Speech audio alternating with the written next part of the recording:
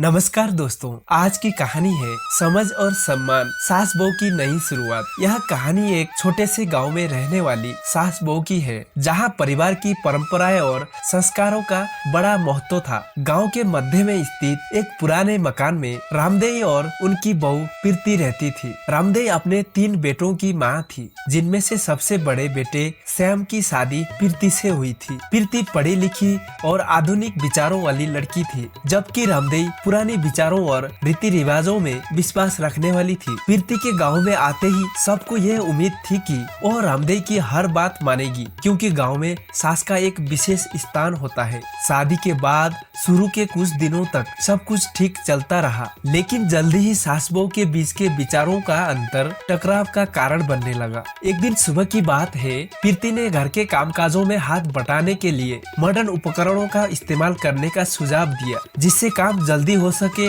और समय भी बचे। रामदेई को ये बात बिल्कुल पसंद नहीं आई। उन्होंने कहा, हमारे जमाने में हम अपने हाथों से सारे काम करते थे, कोई मशीन की जरूरत नहीं थी। आजकल की लड़कियां काम से भागना चाहती है। प्रीति को बुरा तो लगा, लेकिन उसने कुछ नहीं कहा। यह जानती थी कि यदि उसने कुछ कहा तो मामला और बढ़ सकता है, लेकिन अंदर ही अंदर वो यह महसूस कर रही थी कि सास की सोच और उसकी सोच में बड़ा अंतर था। विचारों में अंतर के कारण धीरे धीरे प्रीति और रामदेई के बीच की खाई गहरी होती गई। रामदेई चाहती थी कि प्रीति हर सुबह जल्दी उठकर पूजा पाठ करे और सारे घरेलू काम बिना किसी मदद के करे, जबकि प्रीति को लगता था कि अगर कुछ काम आसान तरीके से हो सकते हैं तो उन्हें करना चाहिए। एक दिन रामदेई ने प्रीति से कहा, बहू, घर के सारे कामकाज करना तुम्हारी जिम्मेदारी है। घर की बहू के साथ में ही घर का सुख शांति होता है। अगर तुम सही से काम नहीं करोगी तो घर में कलह बढ़ेगी। प्रीति ने शांत स्वभाव में जवाब दिया, माँ जी, मैं सारे काम करने को तैयार हूँ, लेकिन कुछ नए तरीके अपनाने में कोई बुराई नहीं है। मैं चाहती हूँ कि हम दोनों साथ मिलकर काम करें और एक दूसरे की मदद करें। रामदेई को प्रीति का यह जवाब नागवार गुजरा। उन्होंने सोचा कि उनकी बहू उनके अधिकार को चुनौती दे रही है। इसके बाद उनके रिश्ते में और दूरी आ गई। समय बीतता गया, लेकिन सास बहू के बीच का टकराव कम होने के बजाय बढ़ता ही गया। इसी बीच एक दिन श्याम, जो शहर में काम करता था, गांव आया। उसने देखा कि उसकी माँ और पत्नी के बीच का रिश्ता दिन ब दिन बिगड़ता जा रहा है। वो इस स्थिति से चिंतित हो गया और उसने फैसला किया कि वह इस मामले को सुलझाने की कोशिश करेगा। श्याम ने अपनी माँ से बात की और कहा, माँ, प्रीति तुम्हारे खिलाफ नहीं है, वो सिर्फ चीजों को आसान बनाने की कोशिश कर रही है। आप दोनों को एक दूसरे की भावनाओं का सम्मान करना चाहिए। रामदेई को अपने बेटे की बात सुनकर कुछ हद तक एहसास हुआ कि शायद वो प्रीति को ठीक से समझ नहीं पाई थी, लेकिन वह अपनी पुरानी सोच को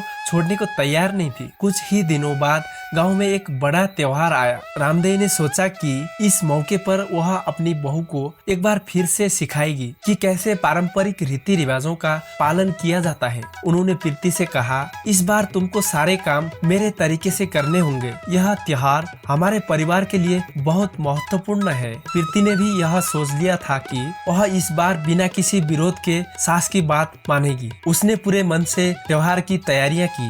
रामदेई की हर बात को ध्यान से सुना और ऐसा ही किया जैसा उन्होंने कहा। इस दौरान रामदेई ने देखा कि प्रीति में सहनशीलता और समझदारी है। वह सिर्फ अपने तरीका से काम करना चाहती थी, लेकिन वो परिवार और परंपराओं का भी सम्मान करती है। यह देखकर रामदेई का दिल प्रीति के प्रति नरम पड़ गया। त्योहार के बाद रामदेई ने प्रीति से बात की।